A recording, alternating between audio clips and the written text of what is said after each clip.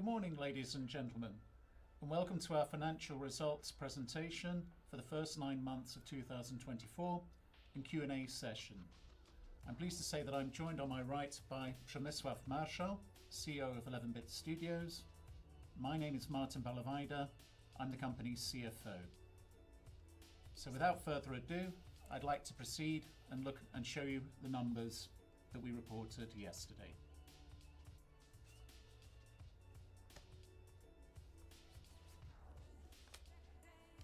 I'm very pleased to announce that yesterday afternoon we reported the best quarterly results in the history of 11-Bit Studios. Revenues of 76 million zloty, operating profit of 58 million zloty. We achieved an EBITDA margin of 54% and generated net profits of 48 million Polish zloty for the quarter. Now, taking a deep dive into those numbers, the revenue figure of 76 million zloty, nearly 70% of that amount, or 52 million, comes from sales of Frostpunk 2.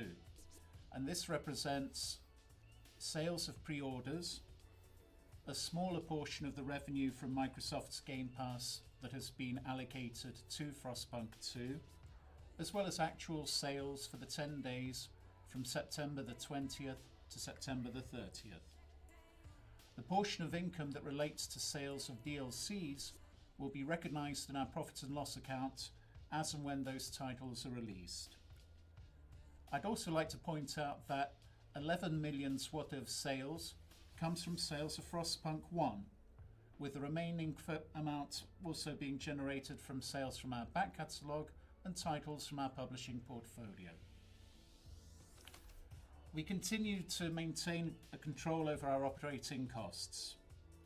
Operating expenses in the quarter of 17 million Polish zloty are in line with the first 2 quarters of 2024. Salary costs declined in the third quarter to 2 million zloty, principally due to a write-back of reserves for the share motivation programme.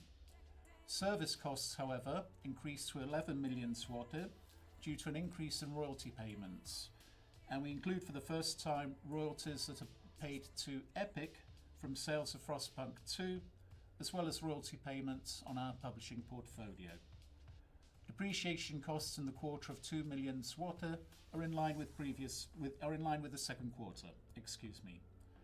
I'd also like to say at this point that Frostpunk 2 will be amortized on a straight line basis over a 5-year period, with a charge of approximately 3 million zloty per quarter. Our EBITDA margin was an impressive 54%, and net profit was 48 million Polish zloty for the quarter.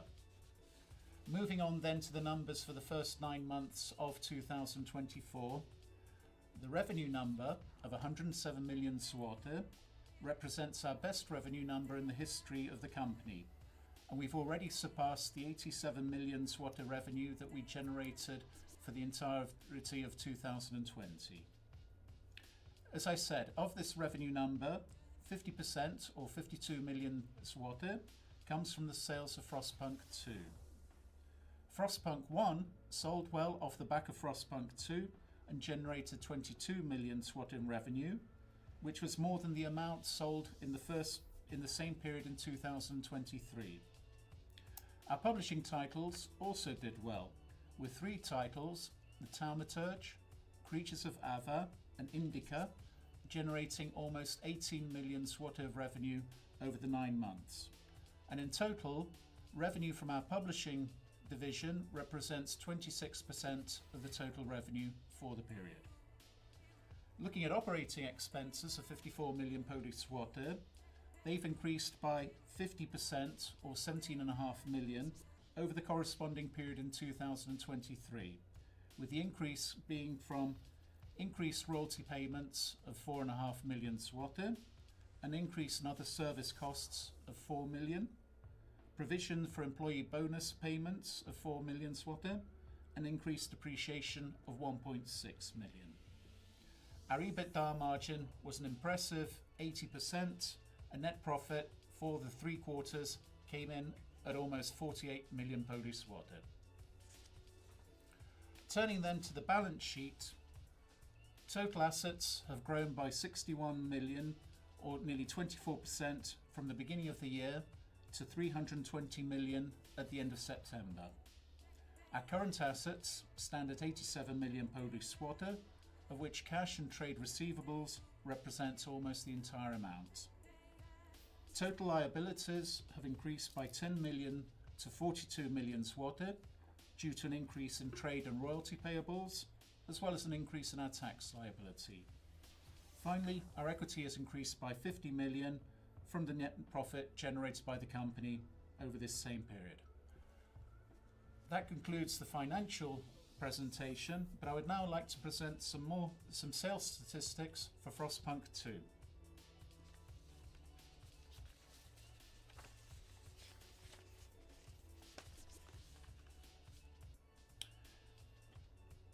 As at 30th of September, we had sold 441,000 units of Frostpunk 2. Yesterday, when we released our financial results, that figure had increased to 511,000. Sales of the deluxe version represented 53% of the amount of the 30th of September, and as of yesterday, 48.7%. Of the total sales at the 30th of September of 441,000, 302,000 came from sales from the Steam's wish list, and yesterday, as at the 14th of November, of the 511,000 units sold, 345,000 came from Steam. Revenue generated to date is 52 million Polish zloty, and as of yesterday, our wish list on Steam stands at just over 2 million units. On the next slide, I'd like to present a geographical breakdown of the sales of Frostpunk, but first of all, some information about gamers who are playing our game. Over 77% of gamers who played Frostpunk 1 are playing Frostpunk 2, with an average time played of 16 hours, of over 16 hours. Although the medium time played is 6 hours 52 minutes. That's almost 7 hours playing time. Looking at the markets where Frostpunk 2 has been selling, then 24% of sales have gone to China and 18% of sales have been in the United States. Coming on to the European markets, Germany represents 7% of sales, France 3.4%, and Poland just shy of 3%.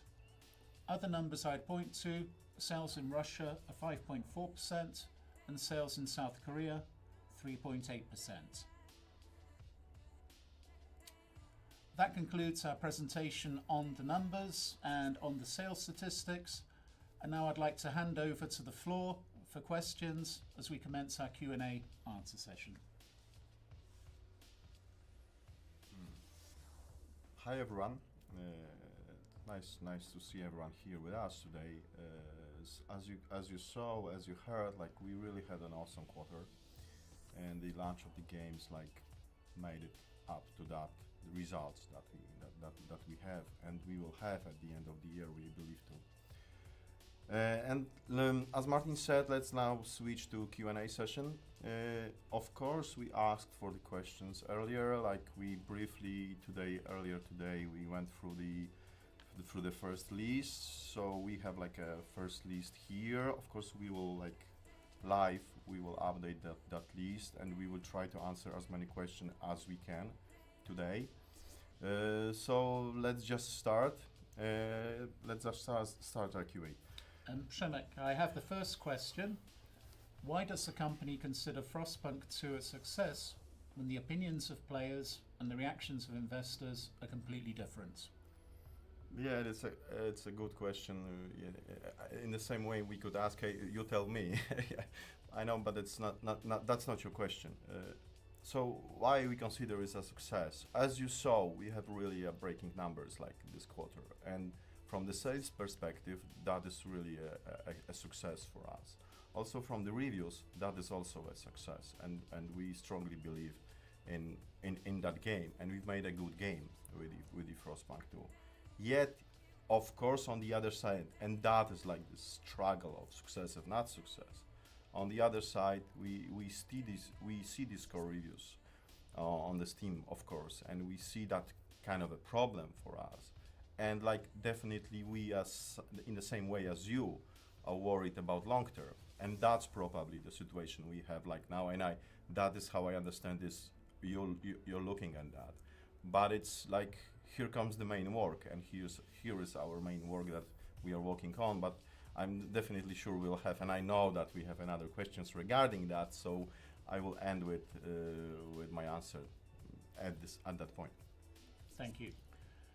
Given the disappointing reception and reviews of Frostpunk 2, what strategies are you implementing to restore the confidence of both players and shareholders? Additionally, what measures are being taken to ensure that future game developments align with high quality standards and meet customer expectations? Okay, thanks for the question. Let me get through it. It's a long question. So, what strategies to restore the confidence? So, for the players, yeah, you saw that we've released a lot of hotfixes and updates, and the next update is coming like very soon. It's coming when the next sale will start, so it will start around 20th of November, and then we will have the next bigger update, so the second bigger update, but this is still like a medium in scale update. So what we are doing right now is like there will be another update. We will also release a roadmap for the Frostpunk 2, and the roadmap will include not only DLCs like consoles, etc., but it will also include some information about the improvements we are planning for the Frostpunk 2. Where do we want the game to answer the problems the players have, and where we would love to improve the game. And so that's on the player side. We are working on the updates, we are working on the roadmap, and we are all working, really not only on the small stuff like hotfixes, medium stuff like the updates you have right now, but there will be some major stuff coming very soon, and the first like major kind of update will be coming to Frostpunk around the end of Q1, and we will I don't want to like spoil everything, but you will see that in the roadmap. Here we will focus mostly on the aspect of my city, the fantasy of my city, but more on that with the roadmap. So I don't want to like speed up too fast today. So that's the player stuff. The restore the confidence of shareholders. We are meeting today. We have a lot of questions from you. We'll answer them today. That's one thing. More data. That's the second thing. You probably saw our report. Like it's the first report with that much of data. We were asking for that, and we just like decided, yeah. So we will show you more data, so you can now see like how our incomes are divided. Like, what are the players coming? Where are the players coming from? Etc. Etc. You saw some more numbers. So that's one of the another options that we are doing right now. So let's see how you will react to more data. Let's talk with you. Let's answer that. The next thing is the sales, of course, and especially I think for us and the confidence is the sales of Frostpunk 2 in the longer term. That's for us like crazy important, and the sales of the alters.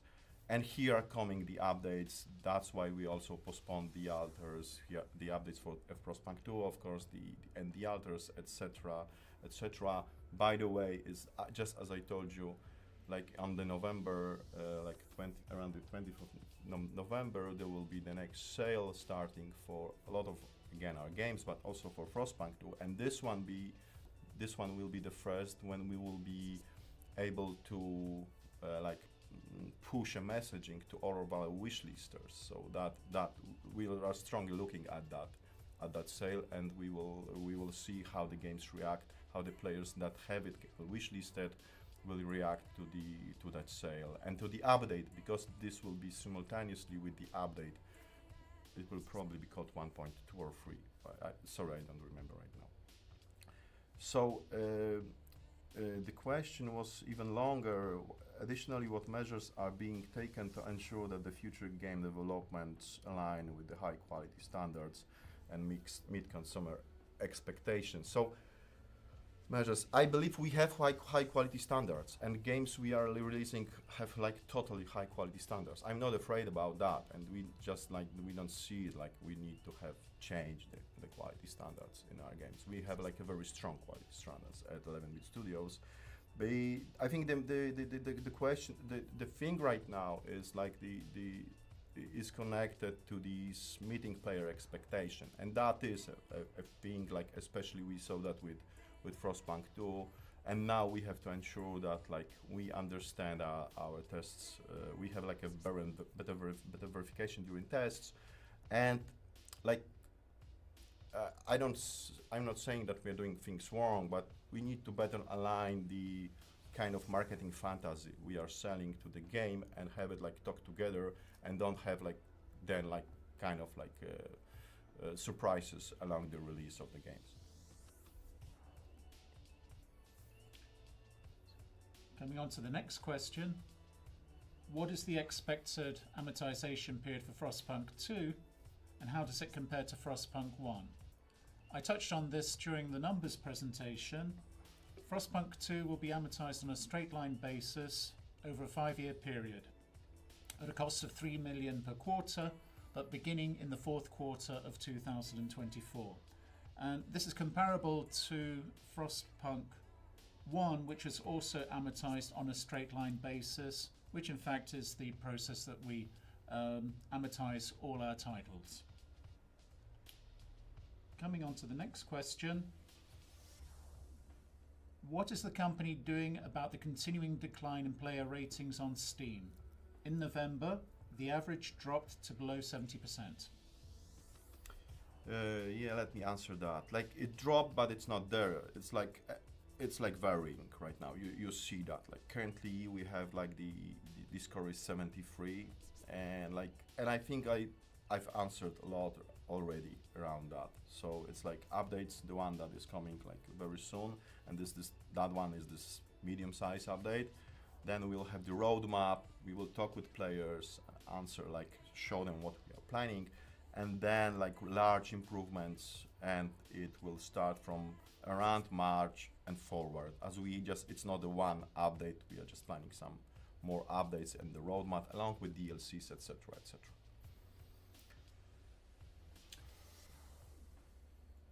Regarding Frostpunk 2 DLCs, when will the first DLC be released? Here I can say that we expect the first DLC to be released around the end of the first half of 2025. It will be somewhere around the end, yeah, and half of somewhere around that date, and half of first end of 2025. Coming on to the next question, and it's a question regarding Frostpunk Mobile. How does the company evaluate the premiere of the mobile Frostpunk?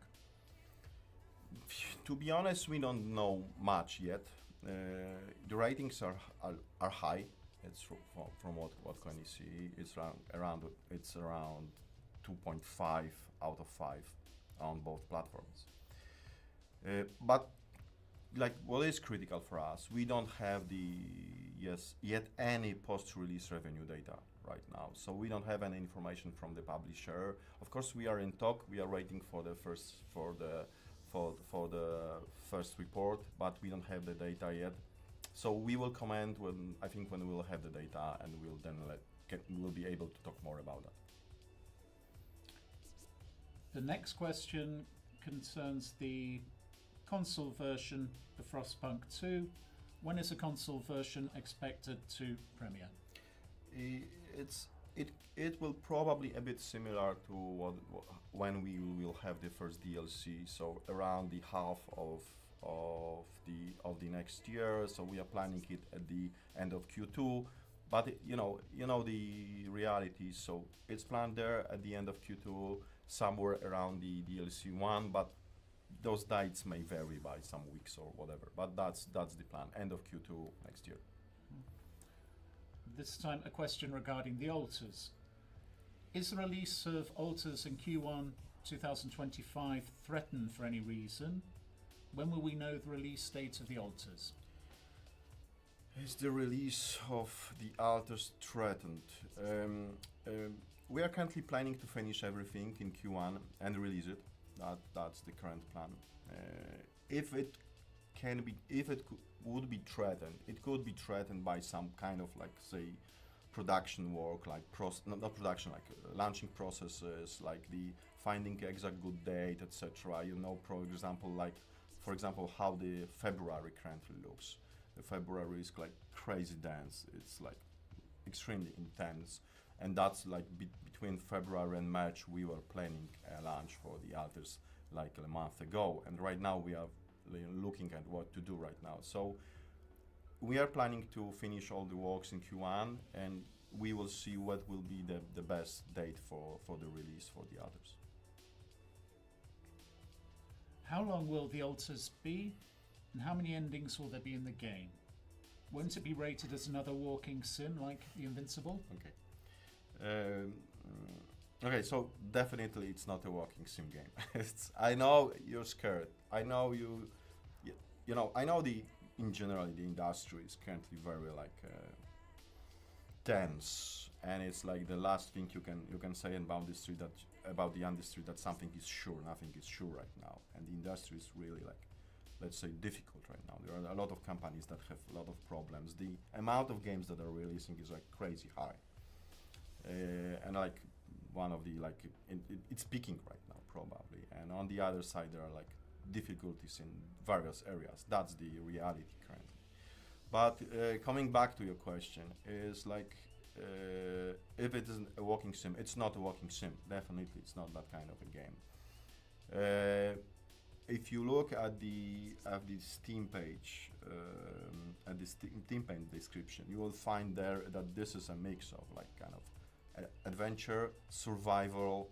There is an exploration, and by base building and management elements. This is that kind of a game. It's a gameplay-oriented game, and you will see that. We have some problems with the kind of communication around that game. It's like we know, for example, that still there are some players that don't understand how this game will be played, and that's, for example, that's one of the reasons we postponed the release, like to better understand how to talk with the players. But this is not a walking sim. It's a mechanical game with an awesome narration, of course, but it's a mechanical game. And there was like another point to that. How many endings will there be? Yeah, how many endings? So the game will have like that's I saw that question like half an hour ago or an hour ago, and I just like checked that like to really get you the exact answer. So there will be like 6 main endings, like that will really depend on the actions of the players, but those will have like additional variations like in various fields. So it's like really difficult on how many like precise endings, but the 6 main endings are like a core of that game, and that will depend on what decisions you will make, and what kind of, let's say, what things you will, let's say, build around the frame of the game. So not only decisions, but also your actions as a guy that manages a base around the base will impact the ending of the game. Are there any So excuse me. So you can, for example, see that this is not only like a novel, narrative novel. Like it's like even like some, of course, like some things like mechanical decisions around base building will define the ending of the game. Are there any lessons learned from the development process of Frostpunk 2, The Alters, and P8? Any significant adjustments for how you approach making games going forward? We saw that kind of. I'm sorry that, but I will accumulate a bit of those kind of questions. We saw that just briefly. So very similar questions about the lessons learned, etc., etc. So it's a very good questions, and we are asking ourselves that questions for last 12 months, starting from the release of the Invincible, and we are like writing, maybe not writing down, but thinking about what's happening, how the games went, etc., etc. So this is a good questions. But that is a good question for the conference after the alters. You know, we know a lot. We have plans currently on our heads what to do, and I know that sounds funny, but they look really great for us from our side. We know how we'd like to move forward and how to address the current industry stuff, etc., etc. I think we quite well know what to do right now, and it's not only connected to the internal development; it's also connected to the publishing. But it's a good moment to talk after the release of the alters. We need to see how the alters will release. We would love to see Q1 with the Frostpunk 2, with our updates when we are with where we are with the Frostpunk 2. We need to, of course, a bit more work on that strategy that we'd like to show you. But there are a lot of lessons learned and a lot of thoughts currently and plans on what to do further on. But please be patient a bit and wait for the conference. The next question is a question on our publishing segment. It's quite a long question, so please bear with me and I'll read it out. You haven't signed any new games in the publishing segment for a while now, at least that we know of. Are you withholding investments in XDev because the needed investment expenditures are too high, or perceived return on investment too low? Is there another reason? How many third-party games should we expect to be released in the next 5-year period? Yep. We left that question because it's very similar to the previous one. Yeah, it's a conference talk, to be honest, to talk about that. But to be clear for you and to just give you some answers on that, we signed things, so it's not like we didn't do anything. And we are in next agreement talks, during the agreement talks, so it's not like nothing is happening right now. So we are working on new projects and we are scouting new projects. It's like constant work of the XDev currently. So, but it's true, the last 12 months were a bit of a slowdown here, and it was really because of our focus on the releases on the amount of work. We aren't a huge company, but so we just we knew where our hands should be put in. So yeah, there was some kind of a slowdown, and it was also we were also planning that, to be honest, because we know, okay, now it's after the years without a release, we will have a lot of releases. So let's release that. Let's summarize where we are back then, and then let's move forward. So we signed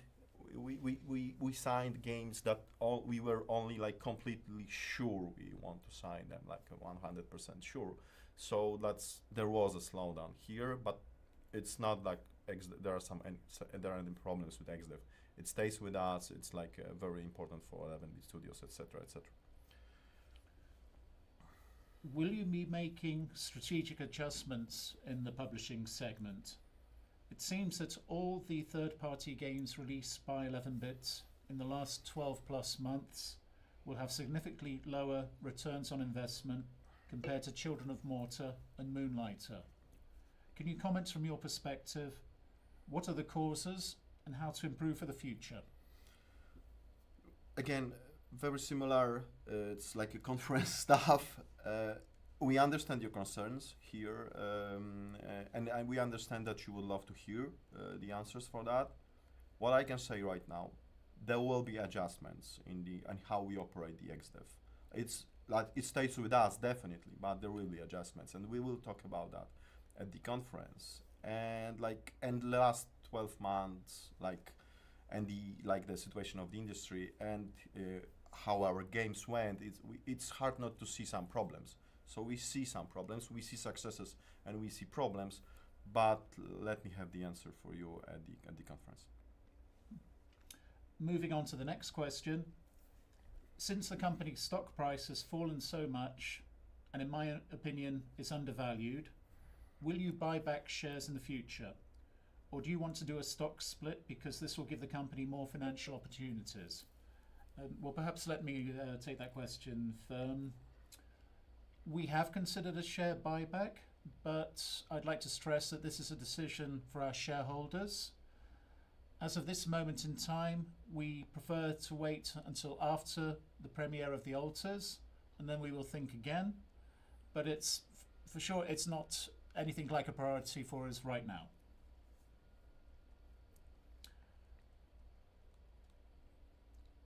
Could you please elaborate on what shareholders can expect in terms of capital allocation, particularly with regard to the utilisation of excess cash in the near to medium term future?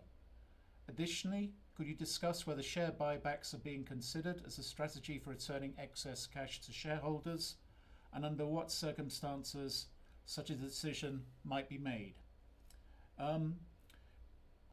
I answered the share buyback point in the previous question, but I'm assuming that the first part of this question refers to the payment of a dividend.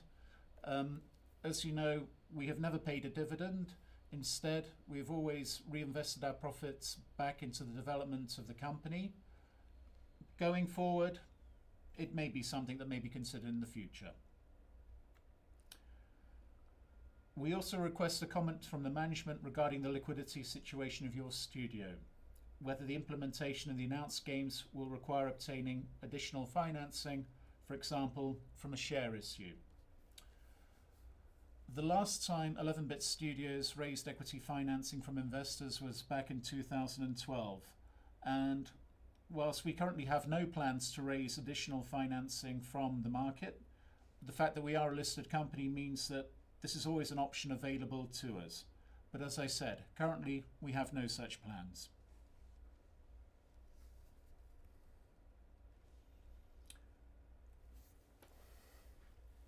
By how much has Gen AI helped you to boost efficiency throughout your organization since 2023? What do you plan to do for further efficiency increases going forward?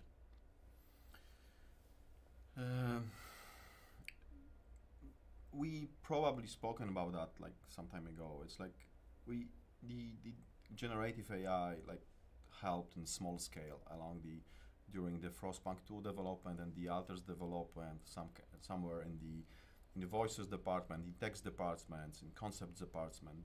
But we were at the end of production for those games. We had everything set, and it was like nothing that we decided. Okay, that at that stage we should like implement like a lot of Gen AI to our processes.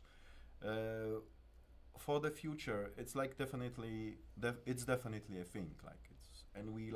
We already see some spaces, and there is especially one project that we could use it in one area of that project. We already have an idea on how to use it like much deeper than we did previously. But it's like, again, when we will announce the stuff, when we will talk next time, we could share more about that in the future.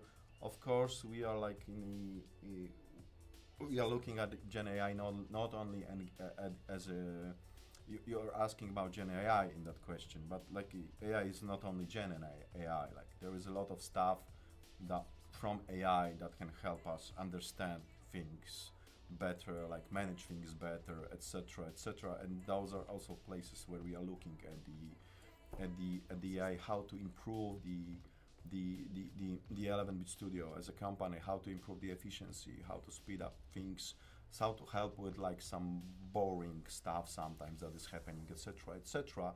So yeah, there are a lot of places that the AI could help us, and as a tool, it sounds promising. Of course, we totally value creatives, etc., and like there won't be some kind of reductions because of Gen AI at 11-Bit Studios. Moving on, will there be a recommendation for a dividend payment in 2025? No, there will not be a recommendation for a dividend payment. Yep. Next question. With a large float and 11-bits capital structure, are the mechanisms in place to repel potential hostile takeover bids? This is my major concern as a risk on a long-term time frame. I would say this is something that, yes, is in our back of our minds, but this is very much a subject for discussion between shareholders and with shareholders. And to be honest, we started that like 2 years ago or something, and there was like a mixed reaction on that. So it's like really, of course, we might improve we might improve our, let's say, attention to that point, etc., and work stronger. But this is definitely something we spoken, and we start with during one of the shareholder meetings. We tried to like push some changes, but it is a process, and that will require you as investors to work with us. How does the management board currently assess the possibility of implementing the motivation program? We disclosed in our annual report for 2023, which came out in March this year, that the goals of the motivation program may not be realised in their entirety. That remains our position. Although I would like to be clear that the management board will do everything possible to realise the goals of the program as best and as fully it can. Fool's Theory is working on the remake of The Witcher 1. Are there any advantages to be gained from the success of the game for 11-bit? Perhaps I'll give first of all for something from my own point of view. Fool's Theory, of course, is our associated company. We hold a 40% stake in Fool's Theory. Therefore, profits generated by Fool's Theory, we're able to account for 40% of their net profit in our own profit and loss account. I will add something from me. Like, it's just normal what I will say right now. It's like Martin said, like we have like a 40% of Fool's Theory, etc. And that's like from the business perspective, that's important for you. But from our perspective, it's like we of course know the team. We talk to the team each week, etc. with the Fool's Theory, and like they will first of all they will learn a lot, like while doing the game alongside the next Witcher, etc., etc. So they will learn a lot as a company, and they also, like as they did the Thaumaturge game, like that. So their plans are not to be like a remake company. They want to do next games by themselves, and like we are definitely a potential publisher for them, etc. So they will want to like continue like looking for their next games, next IPs, or the Thaumaturge 2, etc., etc. It's like an open stuff. Like they are definitely mostly focused right now on the CDP deal, but this is very like a very good stuff for the future and for their own IPs. And of course, because of that situation, and it's not only like because of that, but we have a good relation with CDP. Of course, we know the guys. Like we talk from time to time with the guys, so that is also a good, like it's a platform to talk together with CDP. What ratings did Botan get in the last tests? Will the premiere take place in 2025? When will marketing for this game begin? Okay, so we don't share the test data. It's like we did that with lately with the Frostpunk 2, because of the situation after the release and the Steam tests, etc. So we shared during some kind of a conversation with the investors. We shared some data what the numbers were for the Frostpunk 2 during our tests, and they were just like very good. So, but we don't share the data. You know, like the games are always somewhere as a work in progress. And of course, we are after the tests of botting, like etc. It's just normal, like during some kind of the milestones. So we have a lot of data for the botting, etc., etc. But we don't share that data after each milestone, and we won't share that data after each milestone. Like there is like too many factors to consider to understand the result. If he would just give you the numbers after each like milestone, like you should be like scared, optimistic, scared, optimistic, scared. It's like for every game there are like various factors to take to account and understand what we are testing, what we want to address, what we want to find, etc., etc. So that's the rest thing.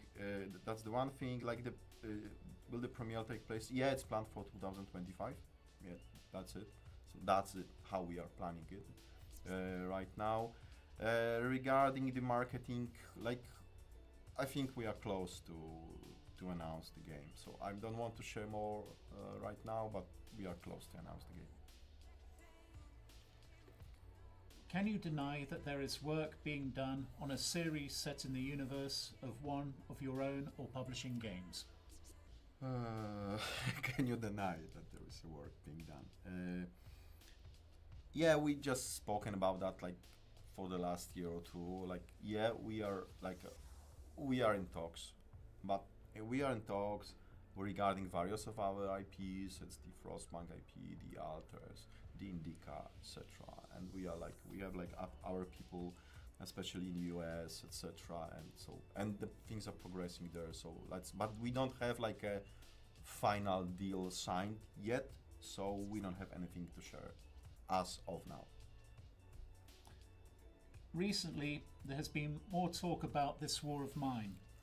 Is there a chance that you will return to this IP in a broader scope than just a DLC? Yeah, like for the years after This War of Mine, we told you that like we will only do with This War of Mine like continuation or something around that IP when we will strongly believe that we have a topic to talk about. Like, and there was always a chance, and we were like, This War of Mine is always with us. It's like we always talk about that.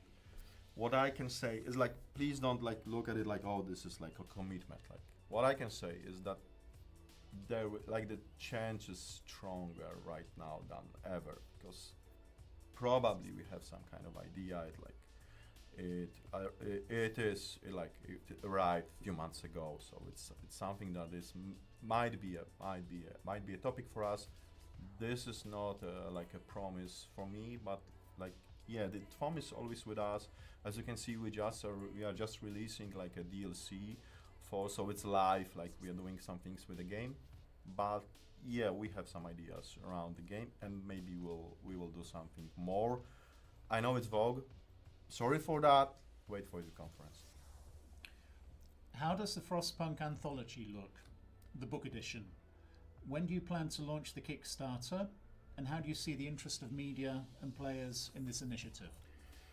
It's great that we had that question to be honest before the meeting, and just like really like an hour ago I asked Piotr Bajraszewski from our BizDev team to just give you the answer for that, and I will just read it through because I just pasted it, to be honest, just before the meeting with you guys. So the Frostpunk anthology is shaping up very well. We already have like around 9,000 followers for the campaign, which is a fantastic number and shows strong interest. It makes us one of the biggest upcoming Kickstarter campaigns. We are planning to launch the Kickstarter around QA next year, so wait isn't long. But as for now, we have released an anthology in Poland, and the reception is very good. And we have the ratings of 7.4 on Lubimy Czytać. That is a Polish kind of like a ranking site for books, and 7.4 is really good there. And 8.6 on Empik, one of the biggest, if not the biggest, stores for the books in Poland. Given that several studios are now in vulnerable positions, might 11-bit pursue an acquisition strategy in the near term?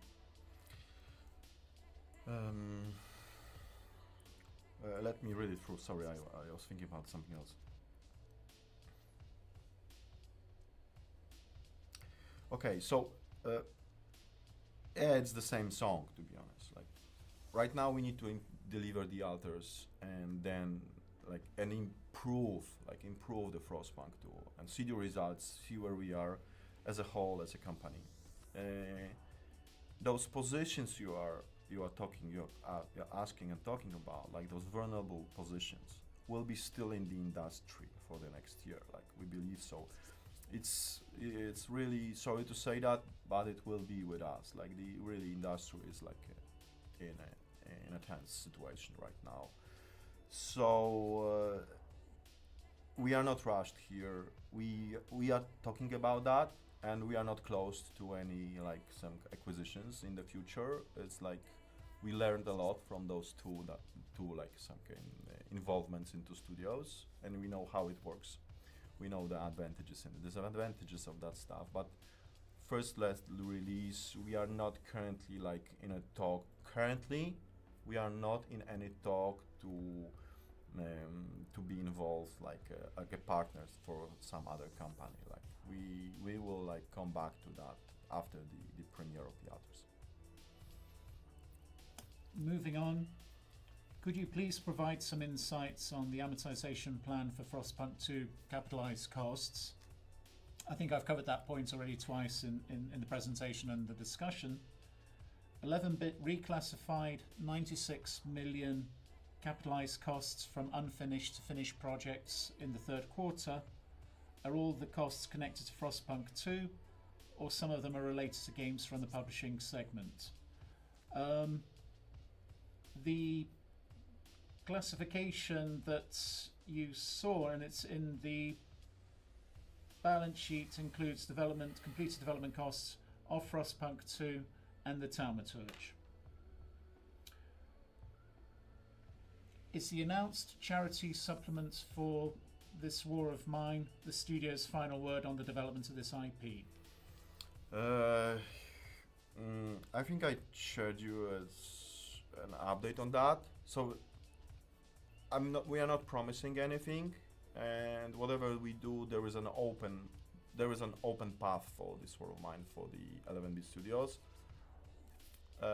Let's see what coming months will bring to us. Will bring us, not to us. Sorry. Next question. What are the chances of selling 1 million copies of Frostpunk 2 within 12 months? Okay, rolling a dice. Like that is a strong IP, and we believe in that game. Like it's a good game. We need to improve it. We know the areas we'd love to improve. So that's one thing. We will work on the game. We are sure we are working right now, and we will work on the game more. The critical question is, and those we will know soon enough, is like how the game will react to the next sales, to the wishlist related sales, to the promoted sales, etc., etc. We will see that like very soon. So like I think the IP is totally strong enough to sell that kind of amount of games, but like it's what I can say. We'll work on that to be there. We would love to be there. And right now I don't have the data, to be honest. Those are one of the new questions that just appeared during the conversation. And if I would like had that, of course we have our estimations for these sales, but I just don't remember on how it looks for the next 12 months from now on. But like we are working on it. Mm-hmm.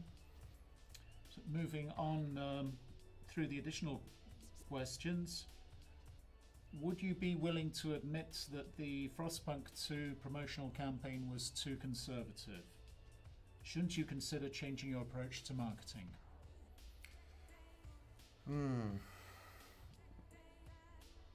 I think that I would need to understand more. Like, what do you mean by conservative? I believe we had like a good campaign around the Frostpunk 2. Definitely, but this is a case of the sequel.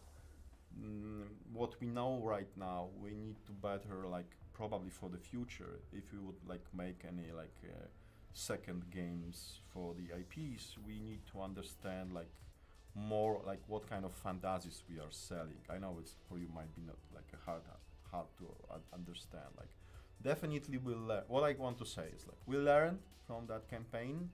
From us, it wasn't too conservative. It was very strong, and especially the like early attention, and then the last month, those were like very good for us, and we were happy about that.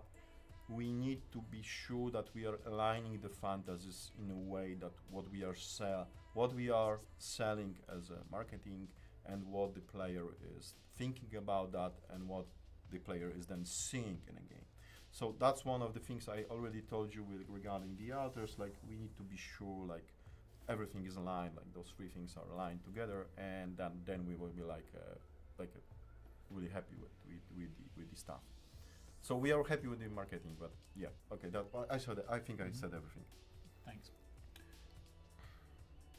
Have your ideas for the continuation of the Frostpunk IP, for example Frostpunk 3, changed since the last premiere? If so, how have they changed?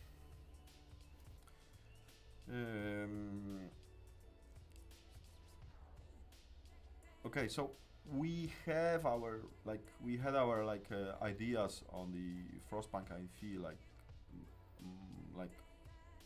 there are some things. Okay, I don't want to everything say that everything is set right now, but we had a plan, of course, for the IP, not after the premiere. We have a plan for IP before the premiere and much earlier before the premiere. So it's nothing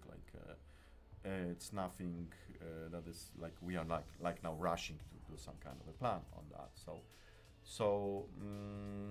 But okay, we will talk about that at the conference. We have plans for the Frostpunk IP, and it doesn't only mean it doesn't only mean DLCs and updates for Frostpunk 2. We have some more things to do around the Frostpunk IP, as we strongly believe in that IP.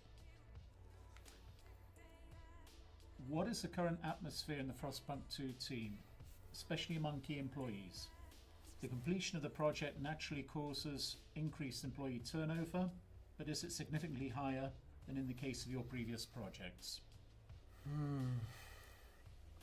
What is the current atmosphere in Frostpunk 2 team? Of course, there are and it's not only a Frostpunk 2 team, and it's all the employees atmosphere. The people were worried about the price drop, and that's how the stock markets reacted. You should understand that the people were worrying what happened, why that reaction was so drastic.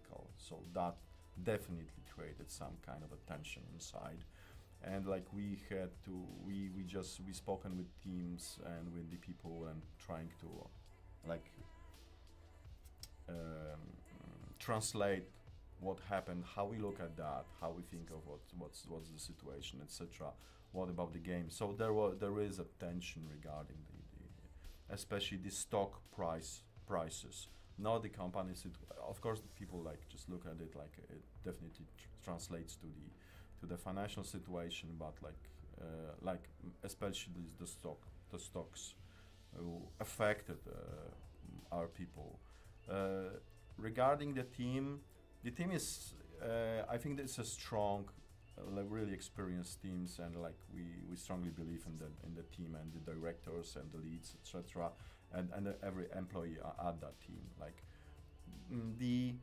The thing that is right now, it's my thinking right now. Okay, it's is that they are also in a kind of a struggle. Okay, we did an awesome game, we have awesome reviews, and we worked hard for the past years, and now we have this kind of a small crash with the Steam reviews, with the players and the fans of Frostpunk 1, etc. But not only about that. So now it's it's our work together, to talk with the team, to find the solutions for the staff, translate what we want to do further on, so that team already knows the plan for they know the details, of course, because we are not sharing that, but they know the details on DLCs, etc. already. And we are in talk with the team, and it's there's work here, and but the team is very strong, so I'm not worried here. By the way, we'll have a meeting with the team very soon, but it's not for that conference, sorry, for our meeting, sorry. What is the current structure of the Frostpunk 2 team? How many people are assigned to service work? How many to DLC? And how many to other tasks? So it's I don't have the data. Sorry. I won't answer that question. Sorry, let's skip that. It's a very deep dive question. I see another question, and we are close to finishing. So let me read the last question right now. So, are you planning to introduce a multiplayer mode for Frostpunk? If no, for the second part, maybe the third part of Frostpunk will have this mode. If the answer is no, are you planning to make a multiplayer game at all? So, as for now, for the let's say kind of like a next year plan, I'm not saying for the next year plan we are not planning any multiplayer. For the future, I'm not sure yet. Next year, next 12 months, no, we are not planning any multiplayer. Of course, we have this social stuff with Twitch integration, etc., etc. But regarding the multi, it's not yet planned. But it's definitely a multiplayer, whether it's a co-op or versus or whatever kind of a multi. It's a thing at 11-bit Studios. We are talking about various games right now. For the future, we have some ideas. For one of the games on how we could touch the multi. So definitely that is a thing, and definitely kind of multi is a thing for 11-bit Studios. We just need to be sure that it fits the game we would love to make for the future. And so I'm not saying we will talk about that at the conference, and we will share the details at the conference about that, but this is a thing, and I think I've spoken about that like a year ago already, that that is a thing for 11-bit Studios. So let me end question. Let's end the questions for today. Like, what I would love to say at the end for you guys is like, yeah, we are after the Frostpunk 2 premiere. It was like a crazy important stuff for us. We worked for that like for the years. Yeah, I know not everything went as planned. The game is good, we have awesome reviews, we have great sales, you saw that, but like we have like a huge commitment on that. We see the problems, but we have a huge commitment. We have a plan for that. You will see the roadmap very soon, and you will see what we are planning around the Frostpunk IP. So there is a plan for that. Along that, there is a plan for the alters. We have a delay. We know how to use that delay for the alters. We are right now the team is crazy at work for the alters, and we are releasing the game very soon. So there is a huge commitment on that, and it's nothing like anything change. So that's the next thing. We are working on next games internally and as a publisher. There are things happening at 11-bit Studios here. So I already told you, we are in a huge team, but we are doing a lot. So we not share you've seen the games, but as for we are a bit quiet right now on the future or strategy, but just you need to wait for that. We have a lot of thoughts, lessons learned you asked for, etc. But you need to wait for that. It's we will see how this end year will end up for 11-bit Studios. We have a lot of good promotions planned. We will see the results for the promotions. We will see how the games react for the updates to Frostpunk 2. That was also a great moment for 11-bit Studios. The end of the year is a really strong sales moment, and it was year after year, so we are deeply in that. The next Q1 will be very important for 11-bit Studios. We will have good updates for Frostpunk 2. We will see the reactions, and the alters is there, so that is really a strong moment for 11-bit Studios. So a lot will happen. We know a lot, but just let's meet at the conference, and we will gladly show you some future for the 11-bit Studios. And thanks for today, guys.